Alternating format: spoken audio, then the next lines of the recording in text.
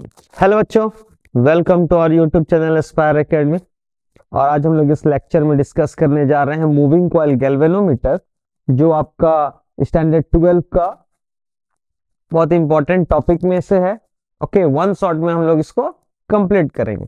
So student, moving coil galvanometer होता क्या है हम लोग देखें। So it is a device which is used to detect or to measure small current।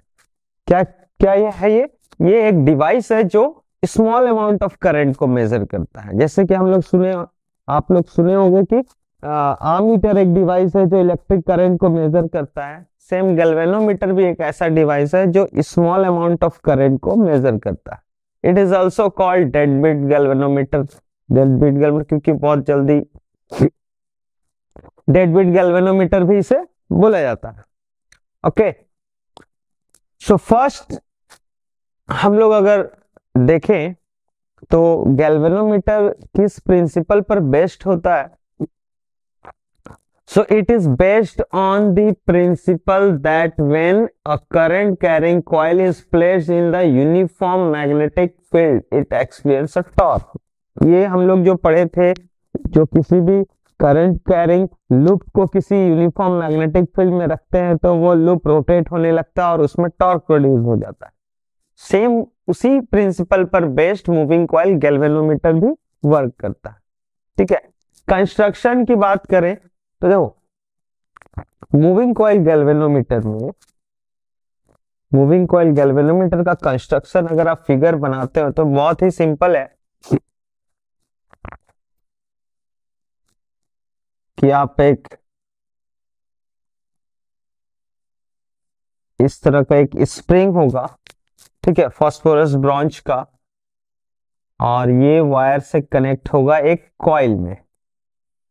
किसमें? एक कॉइल में। और इस कॉइल को हम लोग एक मिरर से कनेक्ट करते हैं। मिरर का काम होता है डिफ्लेक्शन। जब ये कॉइल रोटेट होगा तो फिर मिरर उस डिफ्लेक्शन को शो करता है। और इस मिरर को फिर हम लोग कनेक्ट करते हैं ब्रॉन्ज स्ट्रिप के थ्रू। हम लोग यहाँ पर एक ब्रॉन्ज स्ट्रिप के थ्रू टॉर्सियन हेड हम लोग बोलते हैं, एक टी शेप का एक हम लोग रखते हैं जिसमें टॉर्सियन हेड के थ्रू इस मिरर के वायर को कनेक्ट करते हैं। ठीक है, और फिर इसको हम लोग एक टर्मिनल में देंगे। फिलहाल ये जो कॉइल है हमारा, इस कॉइल को हम लोग एक यूनिफॉर्म मैग्नेटिक फील्ड के बीच में रखेंगे। ठीक है, और जो मैग्नेटिक फील्ड का जो कोर होगा आउटसाइड से जो हम लोग बोलते हैं सरफेस, ये रेडियली होता है, कॉनकेव शेप में आप मैग्नेट को रखोगे। इसके बीच में हमारा कॉइल होगा। सो एक नॉर्थ पोल हो गया और एक साउथ पोल हो गया, तो ये यूनिफॉर्म मैग्नेटिक फील्ड बनाएगा और रेडियली फॉर्म करता है, जिसके बीच में एक हम लोग कोर देते हैं, मैग्नेटिक फील्ड का कोर हम लोग बोलते हैं। ठीक है, और ये जो हमारा वायर है ये फिर आ गया इधर आकर के एक हम लोग पॉइंट में आउट निकाले, टर्मिनल बनाए।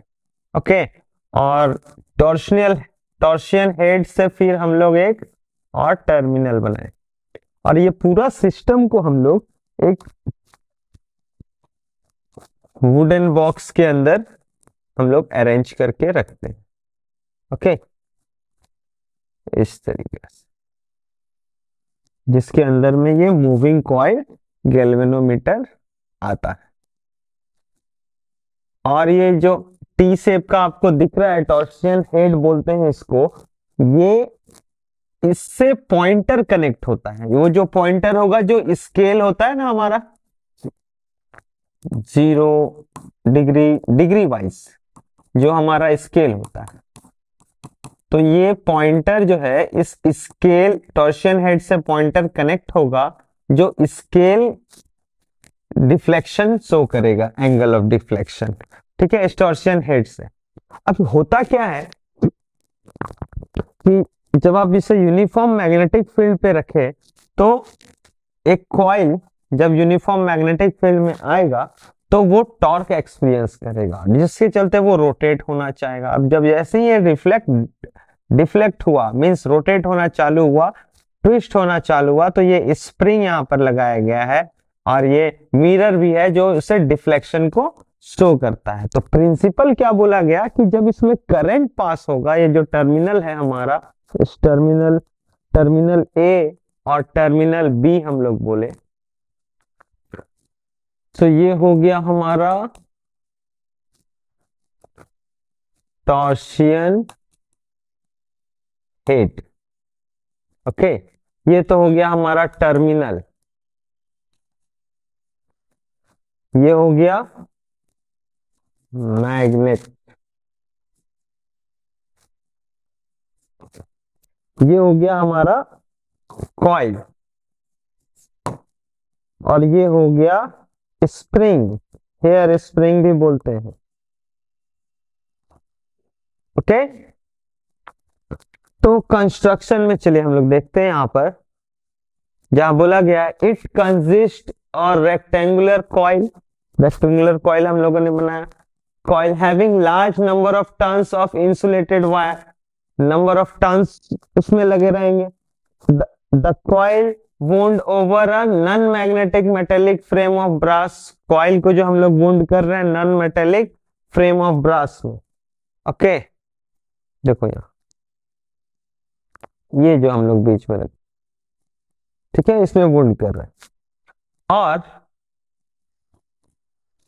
The upper end of the coil is suspended magnetic to a movable torsion head T through a phosphorus bronze strip और वायर। जो अपर हेड है इसका वन एंड जो है वो हम लोग इधर ये ब्रॉन्ज स्ट्रिप, फॉस्फोरस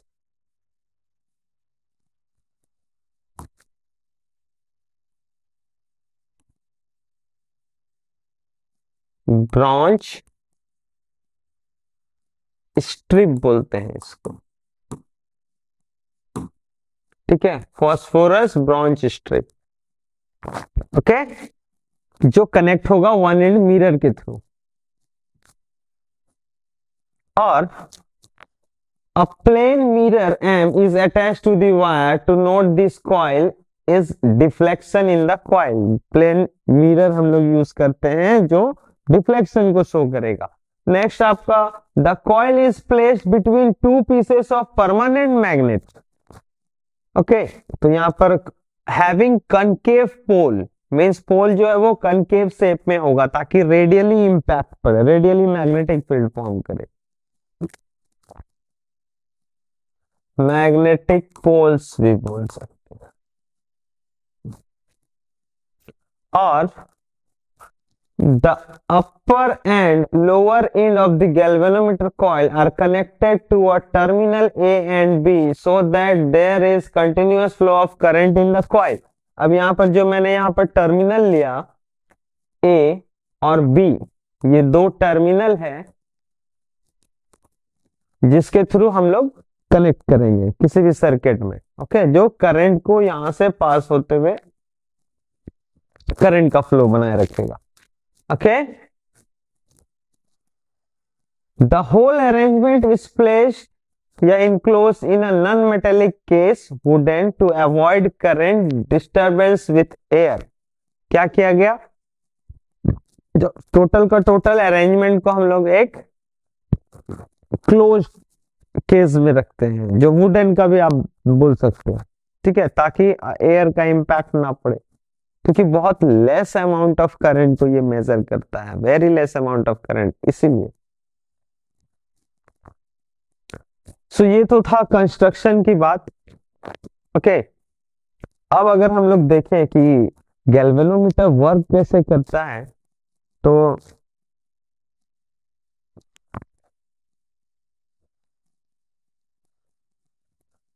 देखो, अब जो गैल्वेनोमीटर में हम लोग बोले कि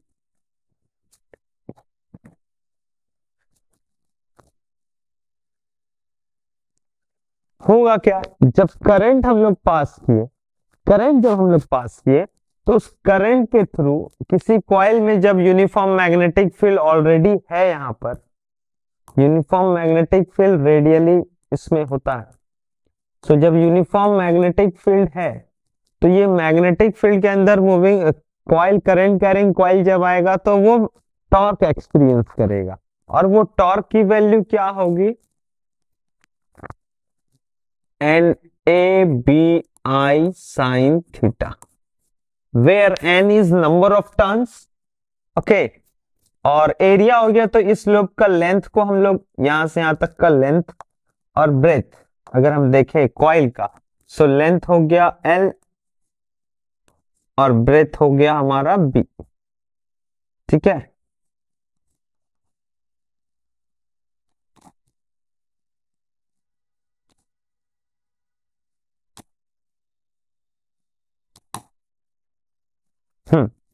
सो लेंथ ऑफ कॉइल जो होगा वो एल, और ब्रेथ ऑफ कॉइल अगर हम लोग देखें बी, तो area if coil is A is equal to L into B. Okay, यहां से एरिया आ गया। अब इसे रखा गया है यूनिफॉर्म मैग्नेटिक फील्ड में, तो ये यूनिफॉर्म मैग्नेटिक फील्ड बी है, यूनिफॉर्म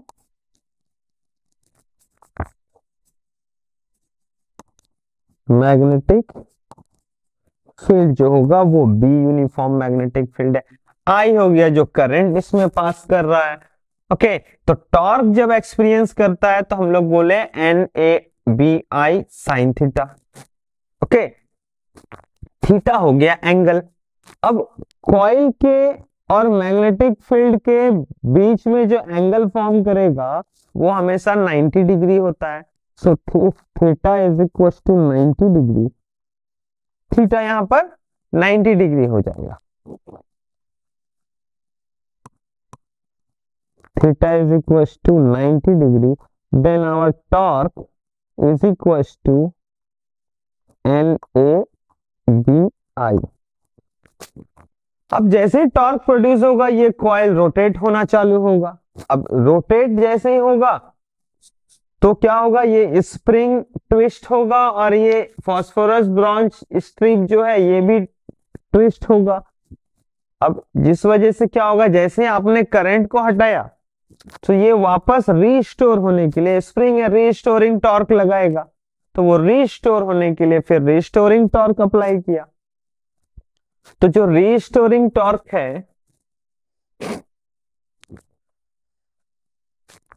यहां हम लोग बोले रीस्टोरिंग टॉर्क जो होगा वो बोला गया कि डिफ्लेक्शन, टॉर्क पर यूनिट डिफ्लेक्शन के through directly proportional to theta हो जाता है। के थीटा बोलते हैं हम लोग इसको, वेयर के इज कॉल्ड टॉर्सियन कांस्टेंट भी हम लोग बोलते हैं। ठीक है, के क्या है, के को यहां पर हम लोग स्मॉल के है टॉर्सियन कांस्टेंट बोलेंगे। ओके, तो अगर ये कॉइल रोटेट हुआ ड्यू टू दिस टॉर्क और फिर करंट का फ्लो बंद हुआ तो फिर ये वापस रीस्टोर हो गया, तो हम लोग बोल सकते हैं कि जितना टॉर्क टर्न करने में लगा उतना ही टॉर्क हम लोग रीस्टोर करने में लगाएंगे। स्प्रिंग ने उतना ही लगाया और फास्फोरस ब्रॉन्ज स्ट्रिप ने। तो इससे एक रिलेशन बनता है जहां पे हम लोग बोलते हैं कि जो टॉर्क है हमारा एन ए बी आई और रीस्टोरिंग टॉर्क दैट इज के थीटा, ये दोनों आपस में एक दूसरे के इक्वल है। सो अगर ये दोनों इक्वल कर दिया जाए means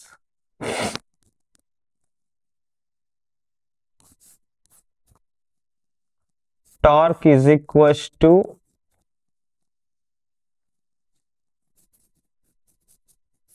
restoring torque. So NABI is equal to K theta, जहां पर I is equal to K by NAB into theta हो जाएगा, where K by NAB is constant. क्या है? कांस्टेंट है, नंबर ऑफ टर्न्स कांस्टेंट है, एरिया ऑफ कॉइल चेंज नहीं हो सकता, मैग्नेटिक फील्ड यूनिफॉर्म दिए हैं, नंबर ऑफ टर्न्स भी यूनिफॉर्म है, उसको भी हम लोग चेंज नहीं कर सकते। के ऑलरेडी टॉर्सियन कांस्टेंट है, तो ये पूरा टर्म हमारा कांस्टेंट हो जाएगा। So we can say I is directly proportional to theta. यही तो प्रिंसिपल है हमारा मूविंग कॉइल गैल्वेनोमीटर का, कि जितना अमाउंट ऑफ करंट होगा उतना यहाँ पर डिफ्लेक्शन शो हो रहा होगा। ठीक है, तो हम लोग यहाँ पर ये जो करंट K बाई NAB है उसको हम लोग कैपिटल G बोलते हैं, K by NAB। So it is I equal to G theta हो जाता है। यही यहाँ पर प्रिंसिपल है हमारा मूविंग कॉइल गैल्वेनोमीटर के लिए, कि आपने जितना अमाउंट करंट दिया उस हिसाब से मिरर में ये डिफ्लेक्शन शो होगा। ये हमारा मिरर है, प्लेन मिरर है, याद रखना। ठीक है, जो थीटा डिग्री एंगल ट्विस्ट हुआ तो उस समय एंगल का पता चलता है, वही पॉइंटर उसे डिफ्लेक्ट करेगा उसी के अकॉर्डिंग। ओके,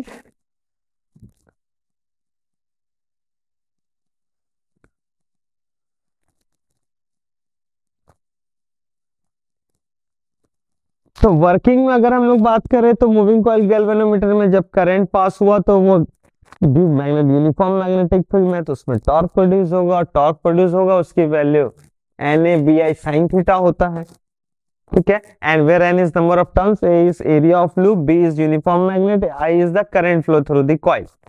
और साइन थीटा में यहाँ पर थीटा का वैल्यू 90 डिग्री हो जाता है, क्योंकि जो मैग्नेटिक फील्ड है और हमारा एरिया, मैग्नेटिक फील्ड और एरिया के बीच में, हमारा लेंथ के बीच में एंगल जो फॉर्म करता है वो 90 डिग्री यहाँ पर हो जाता है।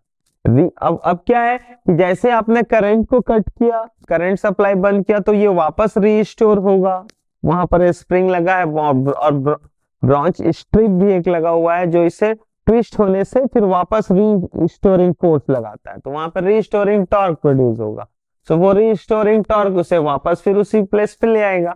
सो इस मींस दोनों इक्वल, अगर हमने जितना टॉर्क लगा था रोटेट करने के लिए, ट्विस्ट करने के लिए, वापस फिर रीस्टोर आने के लिए सेम टॉर्क लगेगा, इसीलिए बोला गया दोनों इक्वल है।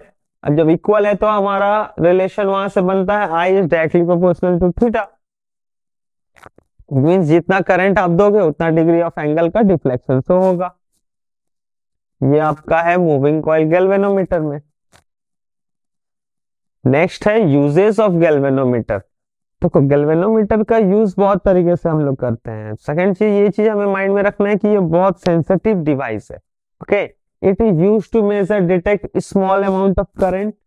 It can be converted to ammeter by connecting a low resistance in parallel with galvanometer। क्या बोला गया? हम लोग इसको ammeter में कन्वर्ट कर सकते हैं। कैसे? तो एक इस लो रेजिस्टेंस को कनेक्ट करके, ओके, लो रेजिस्टेंस में कनेक्ट करके in parallel, low resistance parallel में कनेक्ट करना होगा गैल्वेनोमीटर के साथ। It can be converted into voltmeter by using a large resistance in series. Large resistance in series, यहां पर लार्ज रेजिस्टेंस कनेक्ट करेंगे हम लोग सीरीज में, जस्ट अपोजिट है। यहाँ पर लो रेजिस्टेंस इन पैरेलल, यहाँ पर लार्ज रेजिस्टेंस इन पैरेलल, तब ये एमीटर से वोल्टमीटर की तरह बिहेव करेगा। So it can be converted into avometer, that is ammeter, voltmeter and ohm meter by using special arrangement of resistance in it। इसको हम लोग ammeter, voltmeter और ohm meter तीनों में हम लोग यूज कर सकते हैं with the special arrangement of resistance को स्पेशली अरेंज करके। ठीक है, तो गैल्वेनोमीटर का यूज बहुत तरीके से है।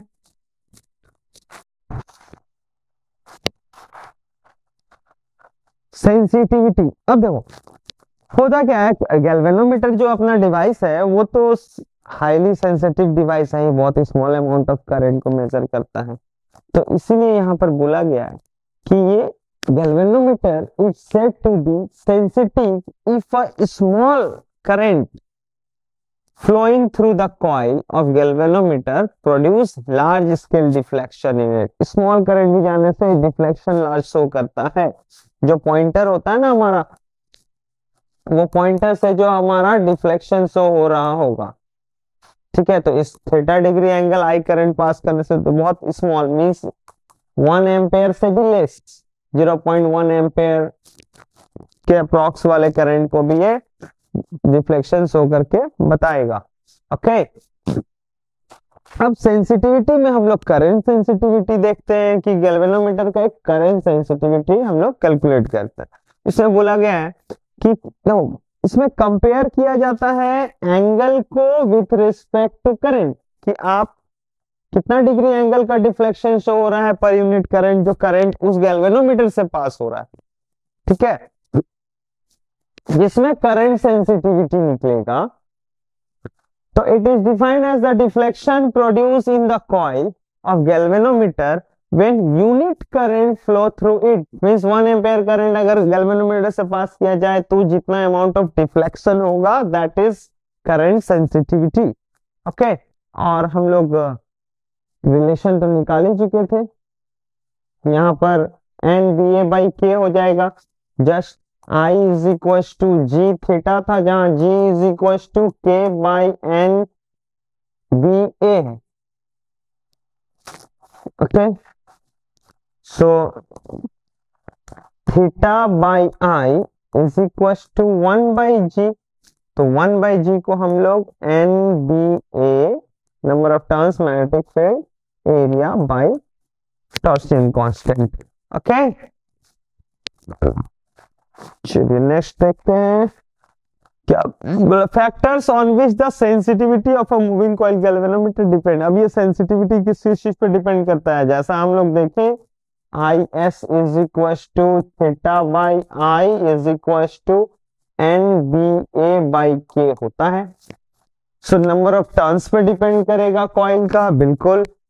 क्रॉस सेक्शन एरिया पे भी डिपेंड करेगा कॉइल का, बिल्कुल। मैग्नेटिक फील्ड, जो यूनिफॉर्म मैग्नेटिक फील्ड है उस पे डायरेक्टली प्रोपोर्शनल है। टॉर्सियन कांस्टेंट पे भी स्प्रिंग और suspension, spring and suspension wire, जो हमारा फास्फोरस ब्रॉन्ज का जो वो हमारा वायर लगा हुआ था, ओके, उसके टॉर्सियन कांस्टेंट पे भी डिपेंड करता है। तो ये सारे डिपेंडिंग फैक्टर्स हो गए सेंसिटिविटी के लिए। अब यहाँ पर conversion of galvanometer into ammeter. देखो गैल्वेनोमीटर को हम लोग जस्ट यूजेस में देखें कि उसे गैल्वेनोमीटर को हम लोग आमीटर भी बना सकते हैं, वोल्ट मीटर भी बना सकते हैं, और आगे ओम मीटर भी बनाया जा सकता है, ठीक है। So galvanometer can be converted into an ammeter by connecting a low resistance wire that is called shunt. Shunt बोलते हैं रेजिस्टेंस को, लो रेजिस्टेंस को, in parallel to the galvanometer. देखो अब क्या होगा, मान लीजिए हम एक सर्किट लेते हैं जिसमें करंट आई पास कर रहा, ओके, और इसका करंट हम लोग को आई करंट के लिए आमीटर लगाते हैं। तो आमीटर किस तरह से लगेगा कि एक गैल्वेनोमीटर का अपना रेजिस्टेंस जी हो गया, और इसमें एक small amount of resistance that is called shunt, RSH, shunt resistance भी बोलते हैं, वो पैरेलल में कनेक्ट करेंगे। ओके, तो ये जो सिस्टम बन करके आया अभी, ये अरेंजमेंट जो है हमारा, ये हो गया हमारा आमीटर। ओके, तो आई करंट में से आई जी जो गैल्वेनोमीटर में करंट जाएगा, एक करंट जाएगा आई एस जो शंट रेजिस्टेंस में करंट जाएगा। अब ये कनेक्शन जो है आपका पैरेलल में है, पैरेलल में होने से क्या होगा, करंट डिवाइड होता है, I is equal to I G plus I S. Okay, और पैरेलल में है ये कनेक्शन, तो पोटेंशियल डिफरेंस भी सेम होगा, गैल्वेनोमीटर के अक्रॉस और शंट रेजिस्टेंस के अक्रॉस जो पोटेंशियल डिफरेंस है वो भी सेम होगा। तो हम लोग बोलेंगे कि I G into capital G, resistance I R, V is equal to I R is equal to I R. Okay, तो शंट करंट क्या हो गया, I S is equal to I G by R S H. Okay, shunt resistor यहां पर put करोगे आप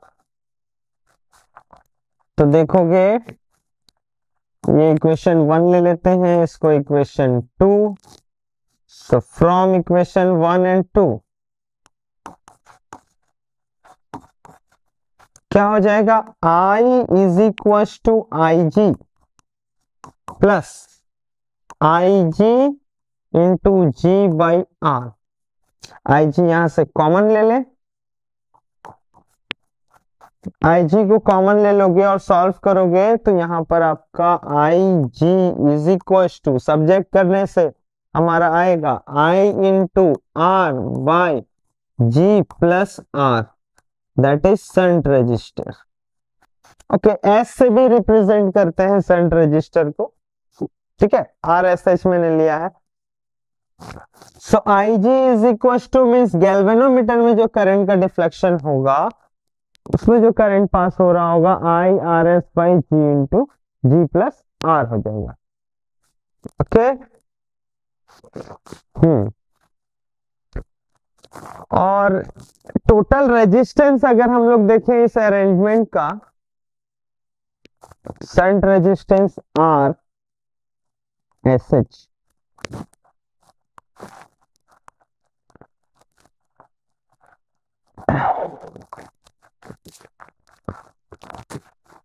तो 1 by R equivalent is equal to 1 by shunt resistor plus parallel है रेसिप्रोकल होगा 1 बाई जी। तो R equivalent is equal to shunt register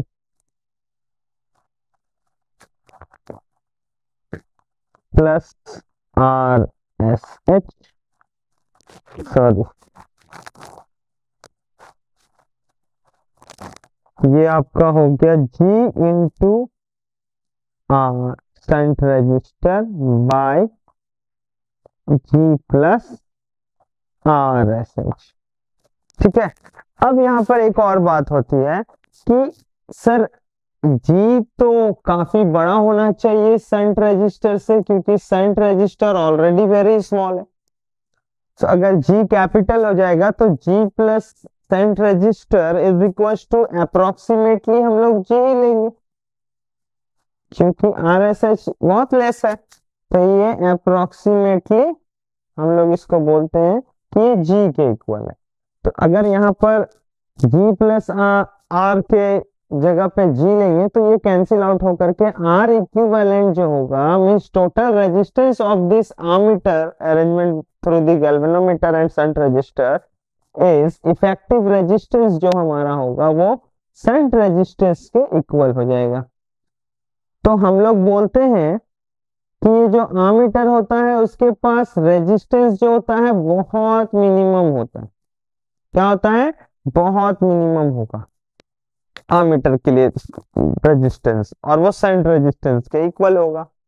ठीक है, शंट रेजिस्टेंस के बारे में हम लोग देख लेते हैं। Shunt is low resistance connected in parallel with galvanometer और ammeter. It protect the galvanometer और आमीटर फ्रॉम स्ट्रॉन्ग करंट। अब देखो ये प्रोटेक्ट करने का भी एक ये इस तरह से प्रोटेक्ट कर रहा है कि अगर मान लो आपने यहाँ पर 10 एम्पेयर करंट को पास किया सर्किट में, अब गैल्वेनोमीटर तो उसे झेल नहीं सकता, डिवाइस बहुत सेंसिटिव डिवाइस है, तो 10 एम्पेयर करंट इससे पास नहीं होकर के शंट रेजिस्टर्स का रेजिस्टेंस इतना लो, अब रेजिस्टेंस जितना लो होगा करंट उतना ज्यादा फ्लो करेगा। सो अप्रोक्स 9.5 मान लीजिए amount of current, 95% current, 95-98% current shunt resistor से होके जाएगा और ओनली 0.5 एम्पेयर रजिस्टर गैल्वेनोमीटर से होकर के पास कर गया, तो हमारा गैल्वेनोमीटर सेफ हो गया।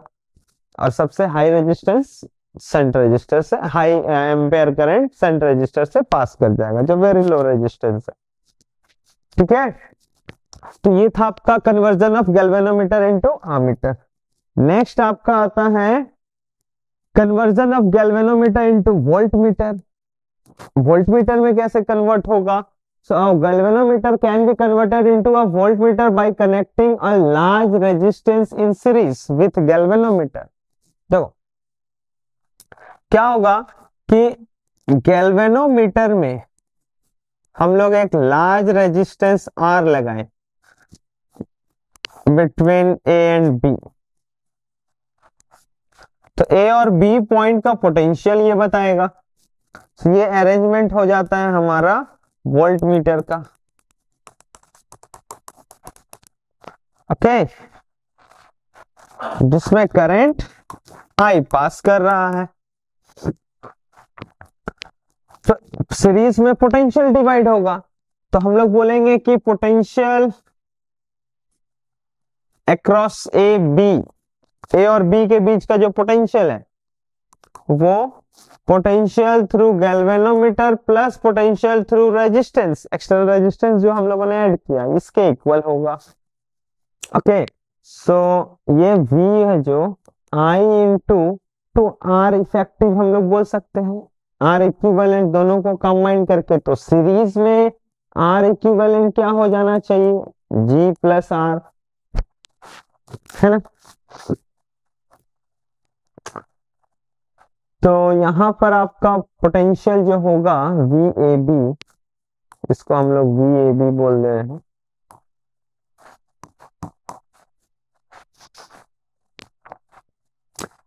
I into galvanometer resistance plus I into external resistance R जो हम लोग ने कनेक्ट किया है लार्जर रेजिस्टेंस, I को कॉमन ले लें,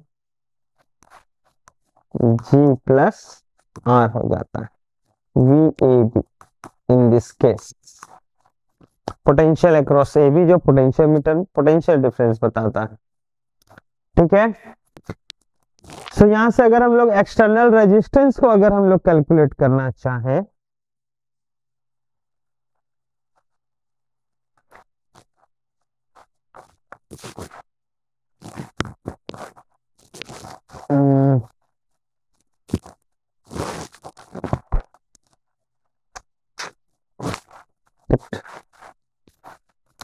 सो यहां से अगर हम लोग एक्सटर्नल रेजिस्टेंस जो R कनेक्ट किए हैं उसको फाइंड आउट करना चाहें, तो हम लोग बोलेंगे कि V equal to I G plus R, तो है ही ये relation G plus R is equal to VAB potential by current, और R is equal to V by I minus G जो एक्सटर्नल रेजिस्टेंस हम लोग कनेक्ट करेंगे। ठीक है, तो ये हुआ आपका conversion of galvanometer into voltmeter. Okay, so I hope कि आप लोगों को गैल्वेनोमीटर के रिगार्डिंग बहुत सारे कॉन्सेप्ट क्लियर हो गए हो। मिलते हैं फिर हम लोग नेक्स्ट लेक्चर में। Okay, see you and all the best.